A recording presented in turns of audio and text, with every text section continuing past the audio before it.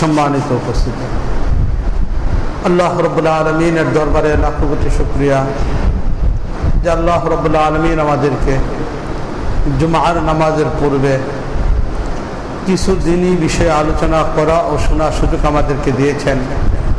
এই জন্য আল্লাহ রাব্বুল আলামিনের দরবারে শুকরিয়া হিসেবে সকলে বলে আলহামদুলিল্লাহ। মুআজ্জাজ হাজিরিন, আলোচনা চলতেছিল আমাদের এটা যে একজন মুসলমান হিসেবে আমাদের 5টা বিষয় রয়ে গেছে। আমাদের প্রথম বিষয়টা ছিল আমাদের ইমানের ব্যাপারে আলোচনা করতেছিল যে ইমান হলো সবচেয়ে গুরুত্বপূর্ণ বস্তু। ইমানকে হেফাজত করতে হবে, ইমানকে সংরক্ষণ রাখতে হবে। এই ইমান কি কি কারণে ইমান ভেঙে যায় এই বিষয়গুলো আমাদের জানা দরকার। না হলে অনেক সময় অনেক কাজ আমরা এমন করি যে কাজগুলো করার কারণে মানুষের ইমান থাকে।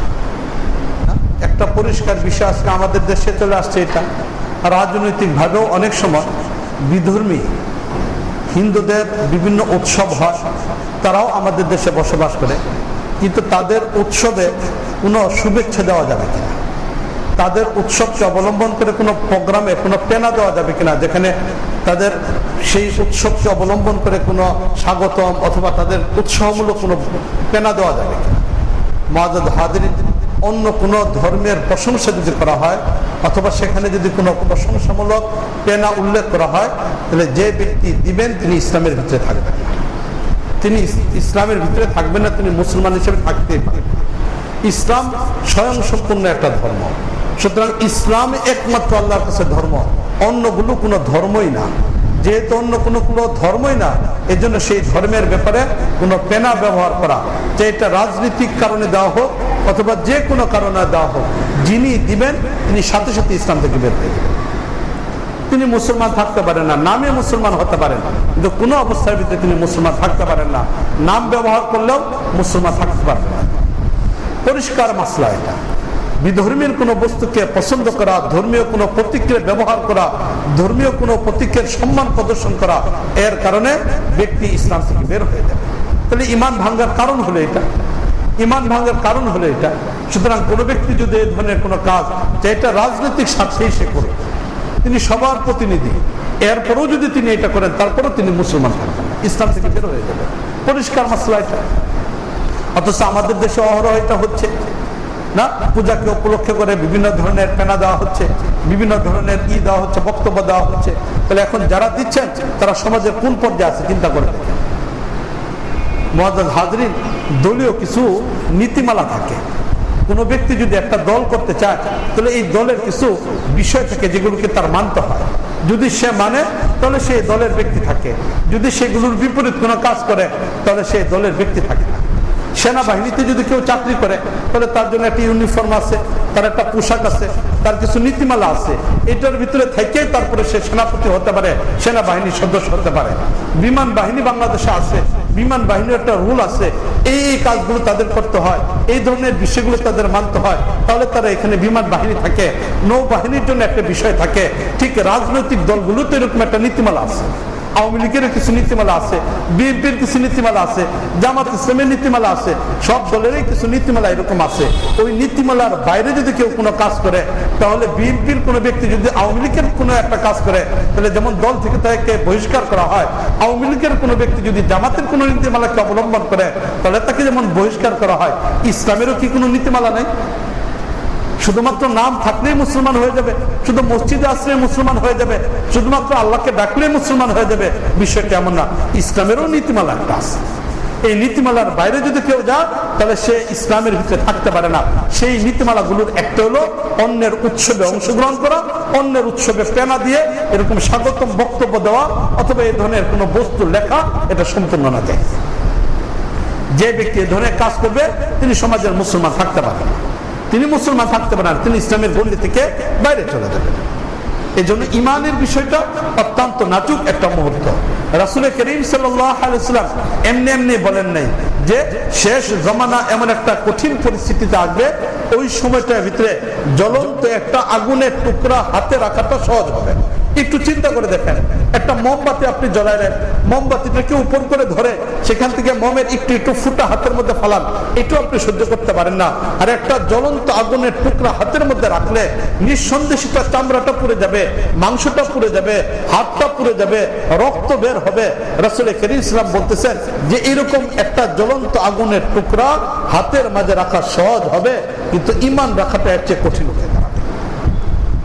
তাহলে রাসূল করিম সাল্লাল্লাহু আলাইহি ওয়াসাল্লাম যে এই কথাটা বললেন, এটা কষ্টকর। কতটুকু কষ্ট হলে রাসূল এই বিষয়টাকে বোঝানো, তুলনামূলক একটা বোঝানো দিলেন। রাসূল করিম সাল্লাল্লাহু আলাইহি ওয়াসাল্লাম এই উদাহরণ তো একটা তুলনামূলক দিচ্ছেন, যাতে করে আমরা সহজভাবে বিষয়টাকে বুঝতে পারি, সহজ করে যেন বিষয়টা বুঝতে পারি। এই জন্যই তো রাসূল করিম সাল্লাল্লাহু আলাইহি ওয়াসাল্লাম এটা তুলনা দিচ্ছেন। রাসূল করিম সাল্লাল্লাহু আলাইহি ওয়াসাল্লাম বলতেছেন, ইউসবিহুর রাজুলু মুমিনান ওয়া ইউমসি কাফিরান। সকালবেলা লোকটা মুসলমান থাকবে, বিকালের ভিতরে এমন কিছু কাজ করবে যে কাজের কারণে এখন আর সে মুসলমান থাকবে না, সে কাফির হয়ে যাবে। ইউমসির রাজুলু মুমিনান ওয়া ইউসবিহু কাফিরান। বিকালবেলা লোকটা মুসলমান থাকবে, সকালবেলা লোকটা কাফির হয়ে যাবে। রাত্রটা যেতে পারবে না, তার ঈমান শেষ হয়ে যাবে। আর এই ঈমানের উপর ভিত্তি করে গোটা পৃথিবীটাকে আল্লাহ রাব্বুল আলামিন রাখছেন, গোটা পৃথিবীটাকে আল্লাহ রাব্বুল আলামিন রাখছেন ঈমানের উপর ভিত্তি করে। এই ঈমানটাই যখন শেষ হয়ে যাবে, তখন গোটা পৃথিবী সবকিছুকে আল্লাহ শেষ করে দেবে। মুআজ্জাজ হাজিরিন, রাসূল করিম সাল্লাল্লাহু আলাইহি ওয়াসাল্লাম হাদিসের মধ্যে ইরশাদ করেছেন, লা ইয়াবকাল ইসলাম ইল্লা রুসমুহু। একটা সময় এমন আসবে শুধুমাত্র নামটা ইসলাম এতটুকু শুধু থেকে যাবে, শুধুমাত্র মুসলমান এটুকুই থেকে যাবে, ইসলামের চাহিদা তার ভিতরে থাকবে না। তাহলে লা ইয়াবকাল ইসলাম ইল্লা রুসমুহু, শুধু কিছু আনুষ্ঠানিকতা, মুসলমান ইসলামের কিছু আনুষ্ঠানিকতা শুধু থেকে যাবে, বাদ বাকি মুসলমানের চেতনা যেটা, যার উপর ভিত্তি করে একজন মানুষকে মুসলমান বলা যায়, এমন কোনো কিছুই থাকবে না। রাসূল তো আমাদের যুগের ব্যাপারে বলছেন। আজকে আমরা চিন্তা করে দেখি, ইসলামের কয়টা জিনিসকে আমরা মানতেছি, ইসলামের কয়টা জিনিসকে আমরা মানতেছি যে ইসলামের এই নামটা ছাড়া আমাদের আর কিটা আছে। নামাজ, 5 ওয়াক্ত নামাজ কতজন মুসলমান আমরা পড়তেছি, অথচ নামাজের ব্যাপারে মাসলা কি? যদি ইসলামী রাষ্ট্র ব্যবস্থা থাকতো, তাহলে যখনই একটা মানুষ প্রাপ্তবয়স্ক হয়ে যাবে, প্রাপ্তবয়স্ক হয়ে যাওয়ার সাথে সাথে এই ব্যক্তির উপরে নামাজের বিধান বাস্তবায়ন শুরু হয়ে যাবে। এখন নামাজের বিধান একটা হলো ব্যক্তি নামাজ পড়বে, নামাজ যদি না পড়ে তাহলে এমন অবস্থার ভিতরে ইমাম আবু হানিফা রাহমাতুল্লাহ আলাইহির কাছে মাসলা হলো এই ব্যক্তিকে জেলখানায় বন্দী করে রাখা। যে নামাজ পড়বে না এই ব্যক্তিকে জেলখানায় বন্দী করে ফেলা। নামাজকে অস্বীকার করলে হত্যা করে দেওয়া হবে, কোনো বিধান মানা হবে না। নামাজকে যে অস্বীকার করবে তাৎক্ষণিকভাবে তাকে হত্যা করে দেওয়া হবে। আর অস্বীকার করে নাই, শিথিলতা বশত নামাজটা সে পড়তেছে না, আবু হানিফা রাহমাতুল্লাহ বলতেছেন সে ব্যক্তি বড় অপরাধী হওয়ার কারণে তাকে জেলখানায় বন্দী করা। এখন জেলখানায় বন্দী রাখার পর এখানে শাস্তি দাও, এই শাস্তির কারণে যদি সে তওবা করে ফিরে আসে তাহলে মুক্তি দিয়ে দাও। যতদিন পর্যন্ত সে এখানে পরিবর্তন না আসবে, নামাজ পড়বে, অঙ্গীকার না করবে, এতদিন পর্যন্ত জেলখানা থেকে বন্দী করে রেখে দাও। ইমামে শাফি রহমতুল্লাহ আলাইহি, ইমামে আহমদ ইবনে হাম্বল রহমতুল্লাহ আলাইহি, ইমামে মালিক রহমতুল্লাহ বলছেন নামাজ না পড়ার কারণে তাকে হত্যা করে দাও, তাকে মেরে ফেলো। এখন আমরা চিন্তা করে দেখি আমাদের বাংলাদেশে হুকুম বাস্তবায়ন হয় কিনা। তাহলে ইসলামের কতটুকু আমরা এখন মানতেছি? আমার ছেলে নামাজ পড়ে না, আমার ভাই নামাজ পড়ে না, আমার বোন নামাজ পড়তেছে না, আমার স্ত্রী নামাজ পড়তেছে না, অথচ আমি অলসতা বসতে এটাকে স্বাভাবিক অবস্থায় নিয়ে নিছি। কখনো কখনো বলতে আছে এটা নামাজ পড়তেছে না, অসুবিধা নেই না, কখনো ছেলেকে ডাকতেছে না, ঘুমের ডিস্টার্ব হয়ে যাবে। পরীক্ষার সময় বাবা মা অলসতা করে বলতেছে আরে সারা রাত্র পড়ছে, ফজরের নামাজের সময় ডাক দেওয়া যাবে।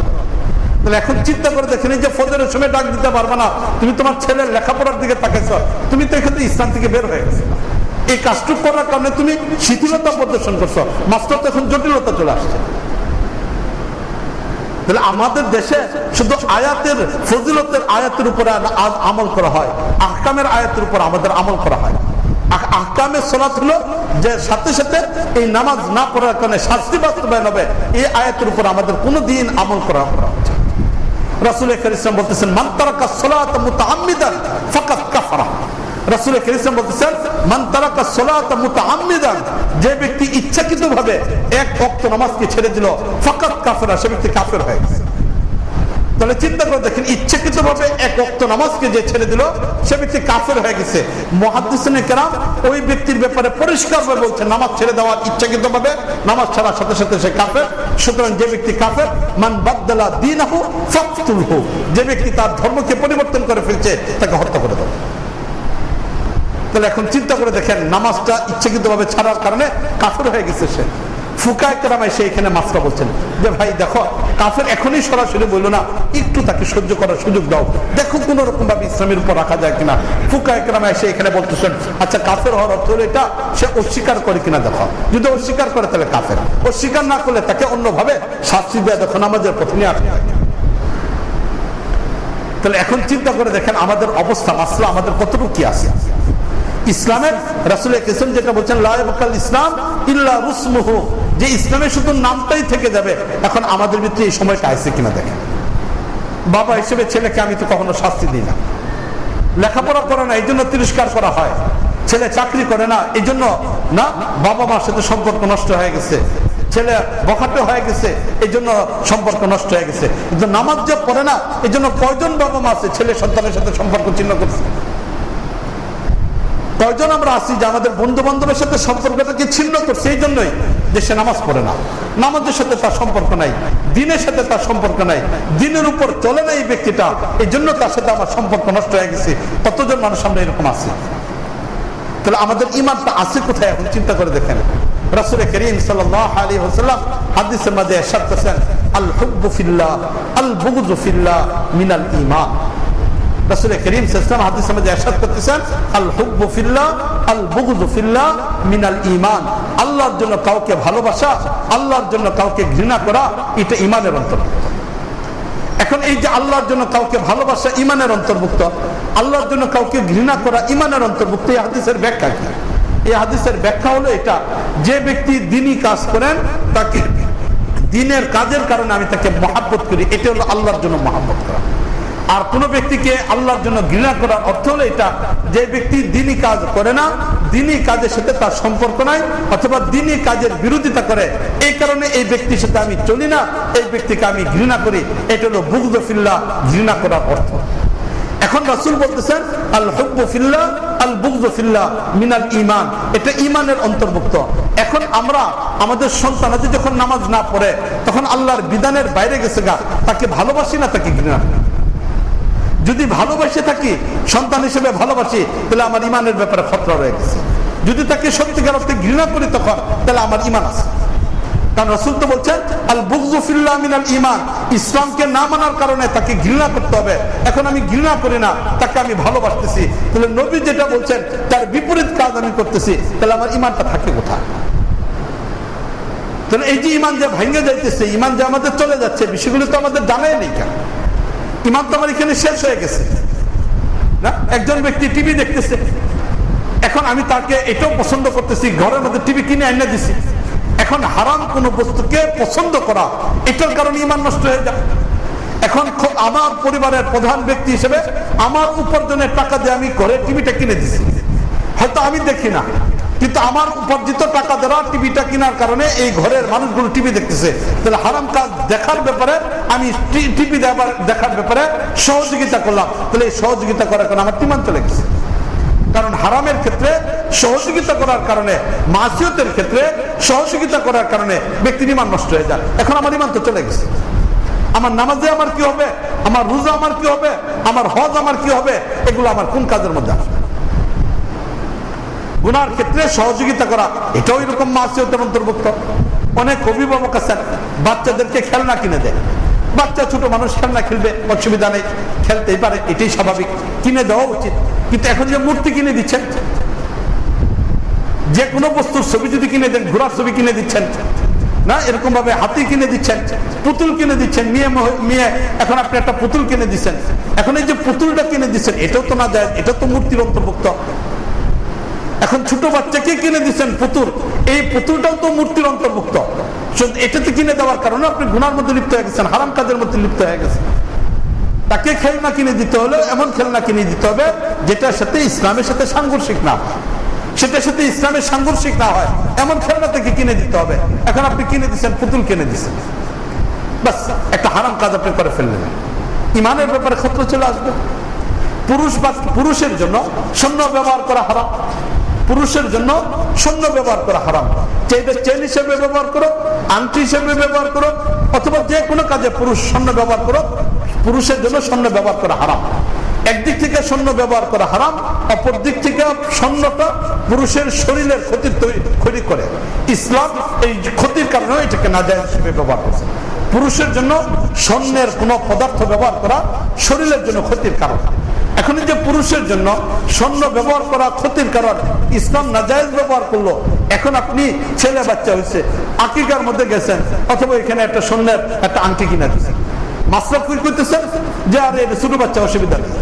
আরে ছোট বাচ্চা হলেও তো এটা পুরুষ, ছোট বাচ্চা হলেও তো এটা পুরুষ, এটা তো মহিলা না, এটা প্রাপ্তবয়স্ক হলে পুরুষ হবে, বিষয়টা তেমন না। জন্মের সময় তো সে পুরুষ হিসেবে জন্ম নিছে। পুরুষের মধ্যে এসে পার্থক্য হচ্ছে সে নাবালেক, ছোট বাচ্চা, এইটুকুলো পার্থক্য। যে বেটা বুড়ো হচ্ছে সেও পুরুষ, যে মহিলা যে আরো যুবক হচ্ছে সেও পুরুষ, ওই আজকের বাচ্চাটাও তো সে পুরুষ। এটার মধ্যে তো কোনো বেশ কম নাই। তাহলে রাসূল তো সবার জন্য নিষেধ করছেন। কারণ আপনি ছোট বাচ্চাটাকে কিনে দিয়ে দিচ্ছেন, ছেলে বাচ্চাটাকে কিনে দিয়ে দিচ্ছেন, এই যে ছেলে বাচ্চাদেরকে কিনে দিয়ে দিচ্ছেন, এটা তো নাজায়েজ হয়ে গেছে। তাহলে এখন আমাদের চিন্তা করে দেখেন যে ইসলাম এইগুলোর বিষয়গুলো আমাদের না জানার কারণে আমাদের ঈমানটা কিভাবে নষ্ট হয়ে যাচ্ছে। এখন কয়জন মানুষের ঘর আমাদের এরকম আছে যে টিভি থেকে মুক্ত আছে? কয়জন মানুষের পরিবার আমাদের এরকম আছে যে আমরা আমাদের পরিবারের মধ্যে এইগুলো বিষয়গুলোকে আনতেছি না? তাহলে এই কথাই তো রাসূল বলছেন, লা ইয়াবকাল ইসলাম ইল্লা রুসমুহু। একটা সময় হবে শুধুমাত্র ইসলামের নামটা শুধু থাকবে, আর কিছু থাকবে না। জিজ্ঞেস করলে বলা হবে যে হ্যাঁ আমি মুসলমান, জিজ্ঞেস করলে বলবে যে হ্যাঁ আমি আমার ধর্মের নাম হলো ইসলাম, জিজ্ঞেস করলে অথবা তার জন্ম নিবন্ধনের কাঠের মধ্যে সে পরিচয় হিসেবে লিখবে যে আমি মুসলমান। এখন তো আমাদের সমাজে এটাই হয়ে গেছে, ওই জন্ম নিবন্ধন কার্ডের মধ্যে আমরা লিখতেছি এই কথা যে হ্যাঁ আমার ধর্মের নাম হলো ইসলাম, এটা হয়তো লেখা হইতেছে। এছাড়া আজকে আমাদের কতটুকু ইসলামের বিষয়গুলো আছে? তাহলে রাসূল করিম সাল্লাল্লাহু আলাইহি ওয়াসাল্লামের হাদিস আমাদের ভিতরে বাস্তবায়ন হয়ে যাচ্ছে, আমাদের ভিতরে বাস্তবায়ন হয়ে যাচ্ছে, এই বিষয়গুলো আমাদের ভিতরে চলে আসতেছে। প্রতিটা দিন যারা সেভ করতেছে, দাড়ি কাটতেছে, তাদের মাঝে চিন্তা করে দেখেন, প্রতিটা দিন যিনি দাড়িটা কাটতেছেন তিনি মাস্টারটা চিন্তা করে দেখেন কি পরিমাণ হারাম কাজের মধ্যে লিপ্ত আছে। নামাজ পড়ছে না, নামাজ পড়ে নাই, জোহরের নামাজ পড়ে নাই, ফজরের নামাজ পড়ে নাই, একটা নির্ধারিত সময় পর্যন্ত হারাম গুনার মধ্যে সে লিপ্ত। অক্তটা চলে গেলে এরপর আজকে ফজরের নামাজ পড়ে নাই, বাস এরপর তার ওই গুনাহটা আর হবে না। ফজরের নামাজ ছেড়ে দেওয়ার গুনাহটা তার হবে না। জোহরের নামাজটা পড়ে নাই, এই কারণে তার জোহরের যে সময়টুকু আছে এই পুরো সময়টা তার জন্য অপেক্ষা করা হবে। এই সময়টুকু পর্যন্ত যদি পড়ে ফেলে ভালো, পড়ে নাই তাহলে তার আর গুনাহ লেখা হবে না। আসরের পরে সময়টা যখন চলে আসলো এই গুনাহটা লেখা হবে না। জোহরের নামাজ পড়ে নাই, এই গুনাহটা লেখা হবে না। শুধু একটু নামাজটা পড়ে নাই, আর 24 ঘন্টায় গুনাহটা লেখা হবে না। কিন্তু যিনি দাড়িটা কাটতেছেন 24 ঘন্টায় তার ব্যাপারে গুনাহ লেখা হচ্ছে। এখন দেখেন এই মাসলাটা জানার পরে কতজন মানুষ আমরা আমাদের জীবনে পরিবর্তন আনতেছি, কতজন মানুষ গুনাহ, এই যে গুনাহটা জানলাম এটা হারাম একটা গুনাহ, এখন হারাম গুনার মধ্যে জানার পরে উদ্যতপূর্ণ ভাবে কোনো ব্যক্তি যদি এই গুনার উপরে অবিচল থাকে, একটা হলো জানলাম না মাসলা, তাহলে ভুল, আল্লাহর কাছে মাফ চাইলে হয়ে গেছে গা, কিন্তু জানার পরেও সে গুনাহটা করতে আছে, তাহলে এই ব্যক্তির ঈমান থাকবে না, তাহলে এই ব্যক্তি পরিষ্কার ভাবে ঈমান থেকে বের হয়ে যাবে। এখন মাসলা জানার পরেও যে ব্যক্তি মানতেছে না, এই ব্যক্তির অবস্থাটা কি হবে জটিলতা চিন্তা করে দেখেন, তাহলে ঈমানটা আছে কোথায়? মুসলমান হিসেবে নামটাই শুধু আছে, এছাড়া বাকি আছেটা কি একটু চিন্তা করে দেখেন। এবং এই যে দাড়িটা কাটা এখন 24টা কাটা, সে ঘুমাইতেছে, ঘুমানোর কারণে ঘুমাইতেছে, ঘুমাইলে তো আর সে গুনাহ করতেছে না, কিন্তু এই ব্যক্তির দাড়িটা কাটার কারণে এখন 24 ঘন্টা তার গুনাহটা লেখা হচ্ছে। এখন ঘুমাইতেছে, ফেরেশতারা তার গুনাহ লেখাচ্ছে, 24টা ঘন্টায় তার নামে গুনাহ লেখা হইতেছে। অথচ আমাদের আসতেছে পরিবর্তন কোথায়? জানা না জানার পরে যদি মাসলা হতো তাহলে একটা বিষয় ছিল যে না মাসলা জানি না, কিন্তু জানার পরেও আমি ইসলামের বিধানকে মানতেছি না, তাহলে এটা ইসলামের সাথে আমি উদ্ধতপূর্ণ আচরণ করতেছি, ইসলামের বিধানকে আমি বৃদ্ধাঙ্গুলি দেখাইতেছি, নবীর কথাটাকে আমি বৃদ্ধাঙ্গুলি দেখাইতেছি। আমি আমার মন চাই জিন্দগি করব, নবীর কথা আমার কোনো পরোয়া নাই, ইসলামের কথার সাথে আমার কোনো পরোয়া নাই, দ্বীনের সাথে আমার কোনো সম্পর্ক নাই। এখন আমি মসজিদে আসে যেটা আসি গুনাহ তো লেখা হইতেছে, এমনকি মসজিদের মধ্যে বসে থাকলেও তার গুনাহ লেখা হচ্ছে। উনি মসজিদের মধ্যে বসা, মসজিদে বসা, এমনকি ফরজ নামাজের সেজদার মধ্যে চলে গেছেন, ফরজ নামাজে তিনি সেজদার মধ্যে আছেন, এরপরেও তার নামে ফেরেশতা গুনাহ লিখতেছে।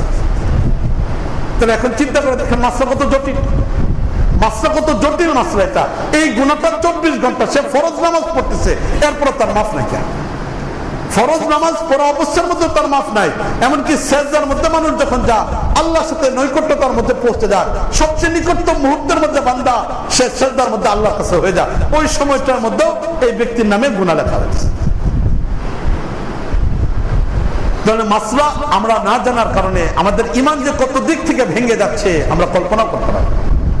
এই জন্য একজন মুসলমান হিসেবে আমাদের সবচেয়ে বড় যে জিনিসটা ঈমানকে হেফাজতের বিষয়টাকে রাখা, ঈমানের হেফাজতের বিষয়টাকে রাখা। এই ফিকিরটাকে যত বেশি পরিমাণ আনতে পারবো তত বেশি পরিমাণ আমাদের ফায়দা, তত বেশি পরিমাণ ফায়দা। পরকালে নাজাত, মুক্তি সবকিছু নির্ভর করবে এই ঈমানের উপরে নির্ভর করবে। এই ঈমানটা যদি থাকে তাহলে এক সময় না এক সময় এই ব্যক্তি জাহান্নাম থেকে বাঁচতে পারবে। ক্ষুদ্র একটু ঈমানও যদি কোনো ব্যক্তির ভিতরে থাকে, সামান্য পরিমাণ ঈমানও যদি কোনো ব্যক্তির ভিতরে থাকে, তাহলে সে এক সময় জাহান্নাম থেকে মুক্তি পেয়ে যাবে। রাসূল করিম সাল্লাল্লাহু আলাইহি ওয়াসাল্লাম হাদিসের মধ্যে ইরশাদ করেছেন, কিছু মানুষকে আল্লাহ রাব্বুল আলামিন মর্যাদা দিবেন। দুনিয়াতে আমরা দলীয় লেভেলকে ব্যবহার করলে ফায়দা নেই। দুনিয়াতে দলীয় লেভেলকে ব্যবহার করার কারণে অনেক ফায়দা আমরা নিয়ে নিতে পারি। আল্লাহ রাব্বুল আলামিনের একটা দল আছে, আল্লাহর একটা দল আছে, ওই আল্লাহর দলের সাথে যারা সম্পর্ক হয় এই দুনিয়াতেও তারা ফায়দা পায়, পরকালেও আল্লাহ রাব্বুল আলামিন ওই মানুষদের দ্বারা ফায়দা নেওয়া হয়। আল্লাহর দলের নাম হলো হিজবুল্লাহ, আল্লাহর দলের নাম হলো হিজবুল্লাহ, আল্লাহর দল। এটা আরবিতে বলে হিজবুল্লাহ। আবার হিজবুল্লাহ কোন সংগঠনের নাম না, হিজবুল্লাহ কোন সংগঠনের দল না। হিজবুল মানে দল, আরবিতে দলকে বলে হিজবুল, এই জন্য এই শব্দটাকে ব্যবহার করছে। হিজবুল্লাহ মানে আল্লাহর দল। তা আল্লাহর দলের ভিতরে যে কেউ আসতে পারে, যে কেউ আসতে পারে, শুধু আল্লাহর বিধানগুলিকে মান্যই এই দলের সদস্য হয় না। যারা এই দলের সদস্য হয়ে যায়, সদস্য পদ যত উন্নত হয়, কর্মী যত কাজ করে, দলীয় মর্যাদা যেমন পায়, ঠিক এই দলের মধ্যে এসে একজন ব্যক্তি যখন আল্লাহ বিধানগুলিকে মানতে থাকে আল্লাহর সাথে তার সম্পর্ক হয়। তাহলে দলীয় ক্যাটাগরির মধ্যে থাকলে যেমন সুযোগ সুবিধা পায়, আল্লাহর সাথে সম্পর্ক থাকার কারণে আল্লাহর দলের মধ্যে ঢুকলেও ব্যক্তি এই দুনিয়াতেও সফলতা পায়, অন্যের উপকার করতে পারে, ব্যক্তির নিজের উপকার পায়। পরকালে আল্লাহ রাব্বুল আলামিন ওই মানুষদেরকে কিছু সুযোগ দিবেন। এর মধ্যে হাফেজ সাহেব যারা হবে তাদেরকে আল্লাহ রাব্বুল আলামিন সুযোগ দিবেন। হাফেজ সাহেবদের জন্য শুধু হাফেজ, কোরআনে কারিমে শুধু হাফেজ, আর কিছু না। যদি শুধু কোরআনে কারিমের হাফেজ থাকে এবং এটার উপরে যদি সে হালাল পদ্ধতিতে চলার জন্য চেষ্টা করে, কোরআনে কারিমের তেলাওয়াতটাকে ঠিক মতো রাখে, এমন ব্যক্তি যদি শুধু কোরআনে কারিমের হাফেজ থাকে, এই হাফেজ ব্যক্তি আল্লাহর দলের সদস্য হওয়ার কারণে আল্লাহ তাকে একটা পাওয়ার দিবেন।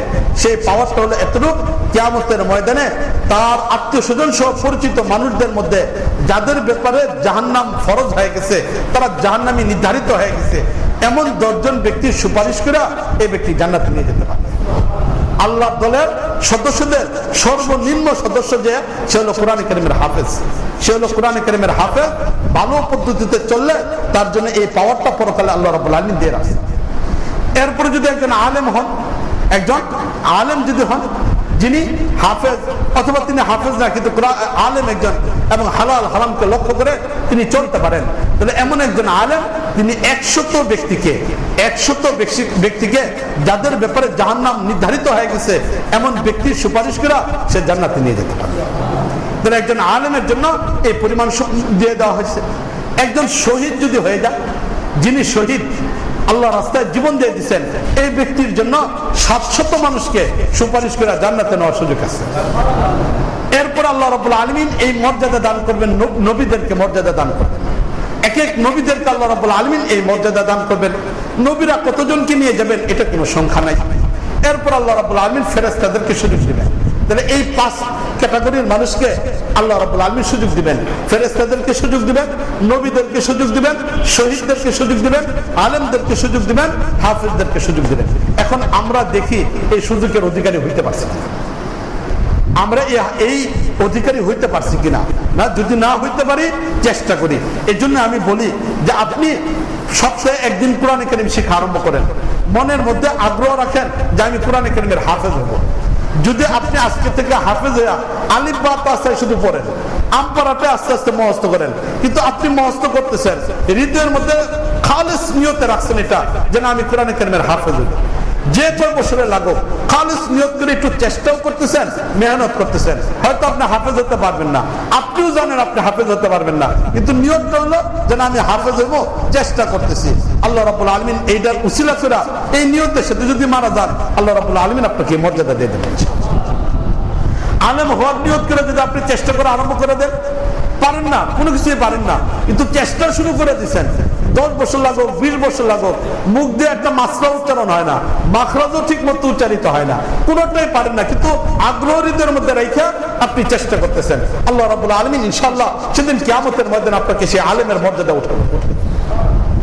শহীদ হইতে পারতেছেন না, ক্ষেত্র তৈরি নাই, কিন্তু হৃদয়ের মধ্যে আগ্রহ রেখে দিচ্ছেন, ক্ষেত্র আসলে হয়ে যাব। সকালবেলা হাঁটতেছেন, হাঁটার সময় ডায়াবেটিস নিয়ন্ত্রণের নিয়ত করে হাঁটেন না, এই নিয়তটা না করে হাঁটেন, আল্লাহ আমি আজকে হাঁটা আরম্ভ করছি, আজকে থেকে নিয়ত করলাম, আল্লাহ ডায়াবেটিসও আছে, জিহাদের ময়দানে কোনোদিন দৌড় পারতে হইব, কোনোদিন হাঁটার দরকার পড়ে, আল্লাহ ওই দিন যেন আমি হাঁটতে পারি, এই শক্তিটাকে সঞ্চয় রাখার জন্য আমি হাঁটতেছি। বাস আপনি হাঁটবেন, ডায়াবেটিসটাও নিয়ন্ত্রণ হয়ে গেল, সাথে সাথে ওই সব আপনি পাইতে পারেন। নিয়তের কারণে ইন্নামাল আমালু বিন্নিয়াত, নিয়তের কারণে কি হয়ে যায়, মানুষ এই মর্যাদাগুলো অর্জন করে ফেলতে পারে। খাবারটা খাইতেছেন, খিদা লাগছে, চাহিদা শরীরের মধ্যে আছে, আপনি এখন নিয়ত করেন, হে আল্লাহ এই যে খাবারটা খাইতেছি, খাবারের আগে আপনি নিয়তটা করেন, এটাই আল্লাহ এটা তো একটা চাহিদা, খাবারটা খাইলাম, শক্তি তো হবে, এই শক্তিটা ফরজ ইবাদতের মধ্যে কাটাবো, এই শক্তিটা অর্জন করতেছি ফরজ ইবাদতের মধ্যে যেন কাটাতে পারি, শরীরের শক্তিটা অর্জন করতেছি, জিহাদের কোনোদিন ডাক যদি চলে আসে তাহলে ওই জিহাদের ময়দানে যেন শক্তিটা কাজে লাগাইতে পারি, সেদিন যেন আমি দুর্বল প্রমাণিত না হই, হে আল্লাহ এই শক্তিটার জন্য আমি খাইতেছি। বাস এখন আপনি নিয়ত করলেন, যা খাবার খাইতেছেন সবটা আপনার ইবাদত হয়ে যেতেছে। আরে ভাই পেট ভরে খান, আরো বেশি পরিমাণে খান, এমনি পেট ভরে অতিরিক্ত পরিমাণ পেট ভরে খাওয়া বেদাত, কিন্তু আপনি যদি এই নিয়তে খান তাহলে আপনি পেট ভরে আরো ডবলও যদি খান, খাইতে খাইতে এই পরিমাণ খাইতেন যে গলা পর্যন্ত আঙুল ভাত ভাত করতে পারবেন, তারপরেও কোনো নাজায়েজ হবে না, এটা জায়েজ হয়ে যাবে, ইসলামের জন্য এটা জায়েজ হয়ে যাবে। তাহলে এই যে বিষয়গুলো শুধুমাত্র নিয়ত করে বিষয়টা চলে আসলে এই ক্যাটাগরিতে আপনি পড়ে যেতে পারেন, কিয়ামতের ময়দানে খালেস নিয়তের কারণে পড়ে যেতে পারেন। রাসূল করিম সাল্লাল্লাহু আলাইহি ওয়াসাল্লাম হাদিসের মধ্যে বলবেন যে আল্লাহ রাব্বুল আলামিন এই 5 প্রকারের মানুষকে জাহান্নামীরা যখন জাহান্নামে চলে যাবে, জান্নাতীরা যখন জান্নাতে চলে যাবে, এমন অবস্থা আল্লাহ রাব্বুল আলামিন এই 5 শ্রেণীর মানুষকে নির্দেশ দিবেন যে যাও তোমাদের আত্মীয়স্বজনদের মধ্যে থেকে যারা জাহান্নামী হয়ে গেছে এদেরকে বের করে নিয়ে আসো। হাফিজ সাহেব যাবেন, যা তার আত্মীয়স্বজনদের মধ্যে থেকে দেখবেন, দেখে এখন 10 জনের ব্যাপারে সুপারিশ করে নিয়ে আসবেন, একজন আলেম 100 জন মানুষকে নিয়ে আসবেন, একজন শহীদ 700 মানুষ কিনে আসবেন, নবীরা যাকে পাবেন নিয়ে আসবেন, ফেরেশতারা যাবে, তারা এরকম ভাবে দেখবে, রাডার ফিট করবে যে কার কার ভিতরে ঈমান আছে, ঈমানের বিষয়গুলো কার কার ভিতরে আছে, সামান্য পরিমাণ বিষয়গুলোকে দেখবে, দেখার পরে এরপরে যেখানে রাডারে ধরা পড়বে, ধরার পরে পরে একজন নবী বলবেন আল্লাহ হে আল্লাহ অমুকের একটু ঈমান আছে, অমুকের একটু ঈমান আছে, অমুকের একটু ঈমান আছে, নবীরা আসবেন, বলবেন, সুপারিশ করবেন, আল্লাহ রাব্বুল আলামিন এদেরকে জান্নাত জাহান্নাম থেকে মুক্তি দেয়, জান্নাতে নিয়ে আসবেন। এখন সবাই আইসা পড়ছে, সবার রাডারে ধরা পড়ছে যাদেরকে, এদের সবাই ওইখান থেকে মুক্ত করে নিয়ে আসা হয়েছে। রাসূল করিম সাল্লাল্লাহু আলাইহি ওয়াসাল্লাম বলেন এমন টাইমে আল্লাহ রাব্বুল আলামিন এক ব্যক্তি এমন যার ভিতরে যে ঈমান আছে সামান্য পরিমাণ, এটা নবীও জানে না, ফেরেশতারাও জানে না, হাফেজ সাহেবও জানে না, শহীদও জানে না, কারো রাডারে এটা ধরা পড়ছে। তাহলে বুঝেন যে ঈমানটা কি পরিমাণ ছোট্ট ঈমান, কি পরিমাণ দুর্বল ঈমান, যেটা নবী পর্যন্ত টের পাইছে না। আচ্ছা নবী তো মানুষ, না পেল ফেরেশতাদের তো আরো বেশি বিষয় আছে, ফেরেশতারা পর্যন্ত টের পাইছে না এই ব্যক্তির অন্তরের মধ্যে ঈমান আছে, ফেরেশতারা পর্যন্ত টের পাইছে না। এই ব্যক্তি এমন একজন ব্যক্তি শুধুমাত্র জাহান্নামের মধ্যে থেকে যাবে, দীর্ঘদিন পর্যন্ত শাস্তি ভোগ করবে, ভোগ করার পরে এরপরে এখন এই ব্যক্তি হৃদয়ের মধ্যে আল্লাহ ওই যে একটু ঈমান আছে, এই একটু ঈমানের কারণে তার হৃদয়ের মধ্যে আল্লাহ রাব্বুল আলামিন একটা দোয়া বের করে দিবেন, তার মুখ দিয়ে একটা দোয়া বের করে দিবেন। আল্লাহর ইচ্ছা হলো যে এই ঈমানের কারণে তাকে জান্নাত দিবেন, এখন তার হৃদয়ের মধ্যে আগ্রহ তৈরি করে দিবেন। এখন এই ব্যক্তি বলবে হে আল্লাহ অনেকদিন যাবত জাহান্নামের মধ্যভাগে জ্বলতেছি, আর এই জ্বলনটা সহ্য হইতেছে না, হে আল্লাহ তুমি একটা কাজ করো, আমাকে জাহান্নামের একটু কিনারে নিয়ে যাও, যেখানে জাহান্নামের উত্তপ্ততা না কম লাগবে, আমার এরকম একটু জায়গায় নিয়ে যাও। আল্লাহ তখন বলবে দুনিয়াতে এত নিয়ামত করে দিছিলাম, তুই গাদ্দারি করছস, আমার কথা মানছস না, নাফরমানি করছস, নবীর কথা মানুষ নাই, উলামায়ে কেরামের কথা মানুষ নাই, দ্বীনের আওয়াজ তোর কানে পড়ছিল, তুই দ্বীনের আওয়াজকে তুই কানের মধ্যে গ্রহণ করছ নাই, কান দেয়া ভিতরে ঢুকাস নাই, নাফরমান তুই একটা মানুষ ছিলি, এই যে তুই এত কিছু করছস, আজকে যদি তোর এই দোয়া কবুল করি তাহলে তো তুই গাদ্দারি করবি, নাফরমানি করবি, উল্টা পাল্টা করা হবে। সে তখন বলবো আল্লাহ উল্টা পাল্টা আর করতাম না, শুধুমাত্র এই দোয়াটাই কবুল করা, আর কোনো কিছু তোমার কাছে চাইতাম না। আল্লাহ রাব্বুল আলামিন ওয়াদা করাবেন, ওয়াদা করানোর পরে এরপর আল্লাহ রাব্বুল আলামিন তাকে জাহান্নামের একটা কিনারে নিয়ে যাবেন। যখন জাহান্নামের কিনারে নিয়ে যাবে, ওইখানে দীর্ঘদিন পর্যন্ত থাকার পরে আবার সে এই ব্যক্তি আল্লাহর কাছে দোয়া করা আরম্ভ করে, আবার দোয়া করা আরম্ভ করে। আসে তো তার ভিতরে ইমান, আল্লাহ একটা বাহানা দিয়ে আস্তে আস্তে এখান থেকে বের করবে ওই ছোট্ট একটু ইমানের কারণে। রাসূল কারীম বলেন এই ব্যক্তি হবে জাহান্নাম থেকে বের হওয়া সর্বশেষ ব্যক্তি। এখন এই ব্যক্তি ওইখানে আবার দোয়া আরম্ভ করবে, আল্লাহ না জাহান্নামের এই কোনাতেও তো কষ্ট হইতেছে, আল্লাহ একটু জাহান্নাম থেকে বাইরে হয়ে যাও গা। আল্লাহ আবার তারা বকা দিবেন, নাফরমান ডাকবেন, যা যা গালি দেওয়া সব দিবেন। দেওয়ার পরে এরপরে আবার এই ব্যক্তি বলবে আল্লাহ আর কিছু চাইতাম না, শুধু জাহান্নাম থেকে একটু বাইর করে দেবেন। আল্লাহ রাব্বুল আলামিন ওয়াদা করে তাকে জাহান্নাম থেকে বের করবেন। এই ব্যক্তি জাহান্নামের বাইরে যাবে, চেহারাটা জাহান্নামের দিকে, পিঠটা জান্নাতের ওই দিকে, অপর পাশে জান্নাত, ওই দিকে পিঠ, আর চেহারাটা হলো জাহান্নামের দিকে। এখনো মাঝে মাঝে কিছু বাতাস আসে। এই ব্যক্তি দীর্ঘদিন পর্যন্ত এখানে থাকার পর আল্লাহ কাছে বলবো, হে আল্লাহ এই যে জাহান্নামের দিকে তাকায় দিচ্ছি, মাঝে মাঝে বাতাস আসে, জাহান্নামের কষ্ট হইতেছে, একটু দয়া করো। আল্লাহ আবার গালি দিবেন, বকা দিবেন, গাদ্দার ডাকবেন, নিমুখ হারাম ডাকবেন, সব কিছু বলার পরে এরপর আল্লাহ রাব্বুল আলামিন বলে আর তো কিছু চাইবে না, বলবো না আর কিছু চাইবে। এরপরে এই ব্যক্তি আল্লাহ রাব্বুল আলামিন তার চেহারাটাকে এখন জান্নাতের দিকে ঘুরাই দিয়ে দিবেন। দেখা যাবে দূরে জান্নাত, মাঝখানে বিশাল বড় একটা মাঠ। এখন এই ব্যক্তি না জান্নাতের দিকে তাকায় থাকবে আর এরকম জান্নাতের বিষয়গুলোকে দেখতে থাকবে দূর থেকে। জান্নাত দেখা যায়, তার হৃদয়ের মধ্যে আগ্রহ তৈরি হয়ে যাবো। এখন সে আল্লাহ রাব্বুল আলামিন এর মাঝখানে ওই খোলা মাঠের মধ্যে প্রথমে একটা গাছ দিয়ে দিবে। এই গাছটা তার হৃদয়কে এত বেশি আকর্ষণ করবে, এখন আল্লাহর কাছে দোয়া করা আরম্ভ করবে, আল্লাহ এই যে গাছটা দেখা যাইতেছে না, জান্নাতে যাওয়ার দরকার নাই, এই গাছটার ছায়ার তলে যদি যাইতে পারতাম।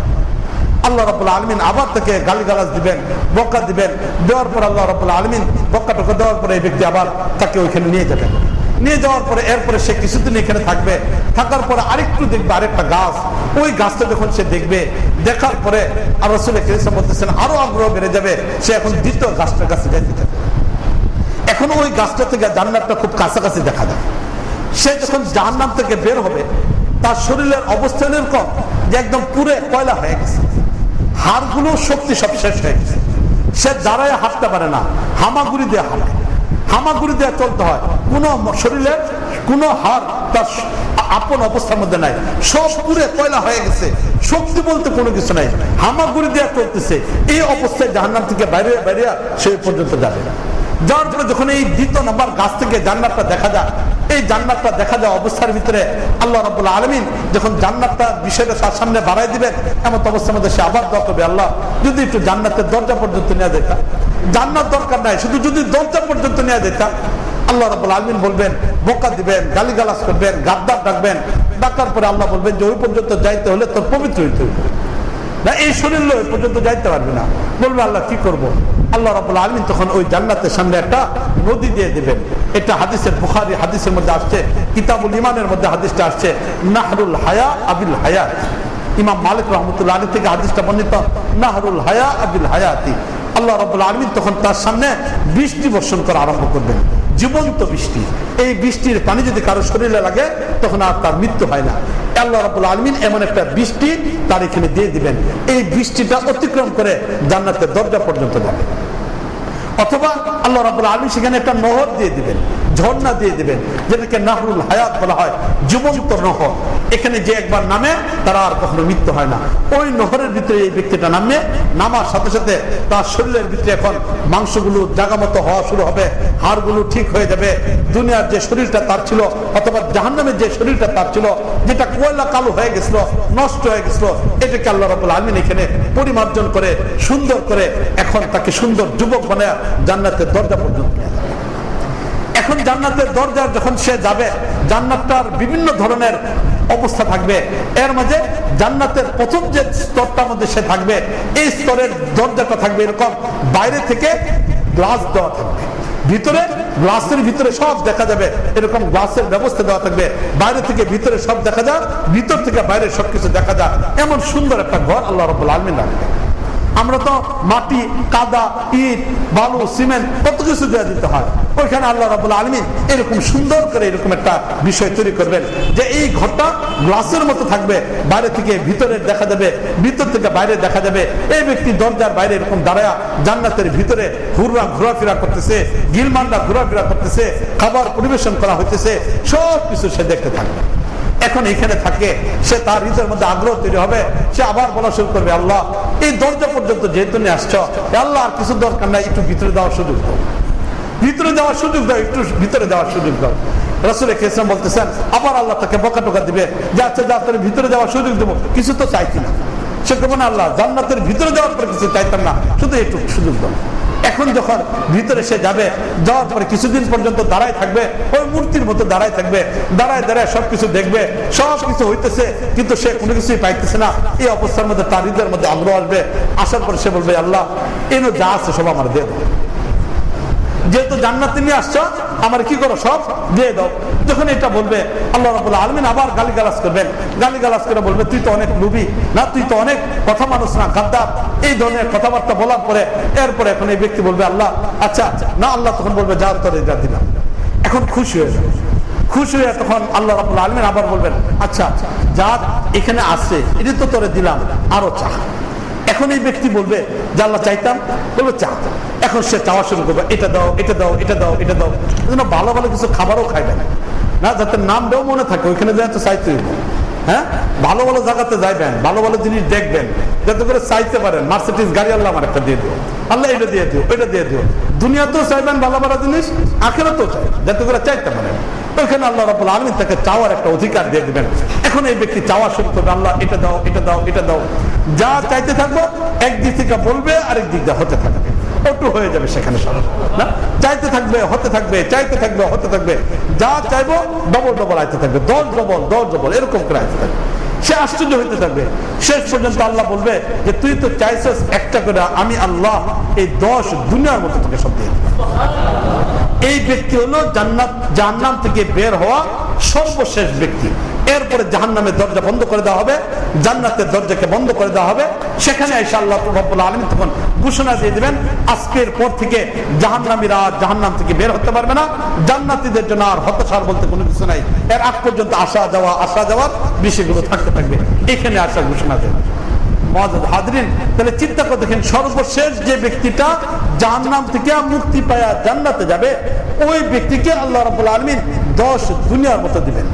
আপনি কয়তলার মালিক, কতটুকু সম্পদের অধিকারী, একটু খালি ইমানের পিছনে মেহনত করে যান না। এখনো তো দুনিয়া সবকিছু দেখতে পারেন নাই, সবকিছুই তো পারেন নাই, বাংলাদেশটা পুরো ঘুরে দেখতে পারেন নাই। 64-65টা জেলায় কয়জন আমরা গেছি, আমি এখনো পর্যন্ত যাইতে পারি না। ওই দিন হিসাব করে দেখছি প্রায় 40টার উপরে হয়ে গেছে জেলাতে যাওয়া হয়েছে, এখনো পুরো বাংলাদেশের সবটা ঘুরতে পারি। তাহলে এক বাংলাদেশেই পুরোটা ঘুরতে পারেন নাই, দেখতে পারেন নাই। তাহলে এই ছোট্ট একটা বাংলাদেশ, এটা নিয়ে গর্ব করি। আর একটু নিজের ব্যবসা, একটা বাড়ি বানাইছি, গাড়ি আছে, এটা আছে, এটা নিয়ে কত কিছু করতেছি। আর ভাই যে ব্যক্তি এই ইমানটা কিনে দিতে পারবে, তাকে আল্লাহ রাব্বুল আলামিন এই দুনিয়ার 10 দুনিয়া দান। তাহলে কত বড় নিয়ামত আল্লাহ রাব্বুল আলামিন আমার আপনার জন্য রেখে দিয়েছেন। শুধু খালি বিষয়টা হলো ইমানটাকে হেফাজত, ইমানের বিষয়টাকে জানা, ইমানটাকে হেফাজত করা। কত লক্ষ লক্ষ বাড়ি আপনি পাইবেন, কত নিয়ামত আল্লাহ রাব্বুল আলামিন দিবেন।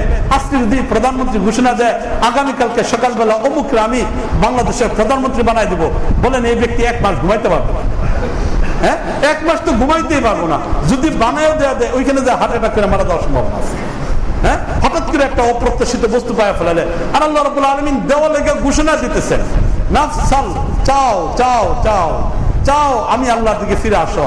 আল্লাহু ইয়াদউ ইলা দারিস সালাম, আল্লাহ তোমাদেরকে জান্নাতের দিকে ডাকতেছেন। আল্লাহ ডাকতেছেন আর আমরা যাচ্ছি জাহান্নামের কাছে। আল্লাহ আমাদেরকে দিতে চাইতেছেন। দুনিয়ার মানুষের কাছে চাইলে রাগ করে ফেলা, দুনিয়ার মানুষ চাইলে রাগ করে। আর আল্লাহ রাব্বুল আলামিন হলেন এমন, যার কাছে না চাইলে তিনি রাগ করে ফেলেন, না চাইলে রাগ করে ফেলেন। বান্দা চায় না কেন, চায় না কেন? আল্লাহ পছন্দ করেন বান্দা তার কাছে দোয়া করুক, আল্লাহ পছন্দ করেন বান্দা তার কাছে চাক। রাসূল কারীম ইসলাম বলতেছেন, তোমার পকেটে টাকা আছে, জুতা পরছ, জুতার ফিতাটা ছিঁড়ে গেছে, জুতার ফিতাটা ছিঁড়ে গেছে, পকেটে টাকা আছে, এটা কিনতেও কোনো অসুবিধা নাই, দোকানটাও তোমার সামনে, তুমি ইচ্ছা করলে এখন ফিতা আনতে পারো, লাগাইতেও পারো। আরে ভাই, এটুক শক্তি তোমার আছে, এরপরেও তুমি আল্লাহর কাছে চাও, আল্লাহ এই জুতার ফিতাটা ছিঁড়ে গেছে, আল্লাহ জুতার ফিতার একটা ব্যবস্থা করে। তুমি নিজের পকেটের উপর নির্ভর করলে না, তোমার শক্তির উপর নির্ভর করলে না, দোকানটার উপর নির্ভর করলে না, এই যে আল্লাহর কাছে চাইছো, আল্লাহ এটাকে পছন্দ করে, আল্লাহ এটাকে পছন্দ করে। তুমি সবকিছু আছে, এরপরেও যখন তুমি চাইবা, আল্লাহ রাব্বুল আলামিন পছন্দ করে। আমরা তো চাইতেও পারি না, আমরা তো চাইতেও পারি না। কতজন আছি কয় মিনিট দোয়া করি, দোয়া কয় মিনিট করি? না, দোয়া তো তাড়াহুড়ো করে দোয়া করে ফেলে। ইমামের সাথে দোয়া করবার চাই, ইমামে কে লিখে দোয়া করবেন? দোয়া তো আমার দরকার, আমি আমার মতো করে দোয়া করবো। কতজন দোয়া করবো? ইমাম সব শুরু করলে আমরা শুরু করি, ইমাম সব শেষ করলে আমি শেষ করি। আমার চাইতে তো এখনো শেষ হয়নি, তাহলে আমি আমার মতো করে চাইতে থাকি। ফরজ নামাজের পরে দোয়া কবুল হয়, ইমাম সাহেবের সাথে আমার কেন হাত উঠাইতে হবে? কত যে সমস্যা আমাদের ভিতরে, কত সমস্যা। ইমাম সাহেবের লেগে দোয়ার সাথে সম্পর্ক নেই, নামাজের সাথে দোয়ার সাথে কোনো সম্পর্ক নেই। নামাজ আলাদা জিনিস, দোয়া আলাদা জিনিস। কোনো ব্যক্তি যদি, আমি যদি কোনোদিন দোয়া না করে উঠে পড়ি, কোনো কেউ প্রশ্ন করতে পারে না। আমি যদি উঠে সুন্নত করা আরম্ভ করি, আপনার বলবেন অসুবিধাটা কি? যার ইচ্ছা দোয়া করা আরম্ভ করে দেবেন। নামাজের সাথে দোয়ার কিনে কোনো সম্পর্ক নেই। নামাজ আলাদা ইবাদত, দোয়া আলাদা ইবাদত। রমজানের রোজা যেমন আলাদা ইবাদত, নামাজ আলাদা ইবাদত। একটার সাথে আরেকটা সম্পর্ক নাই। ঠিক এরকম ভাবে দোয়ার সাথে নামাজের সাথে কি নাই সম্পর্ক নাই। দোয়া আলাদা একটা ইবাদত। এর জন্য বেশি পরিমাণে আল্লাহর কাছে দোয়া চাই, দোয়া বেশি পরিমাণে চাই। আর ইমানের ব্যাপারে জেনে ইমানটাকে হেফাজত করার চেষ্টা করি। আল্লাহ রাব্বুল আলামিন আমাদের সবাইকে যথাযথভাবে বুঝে আমল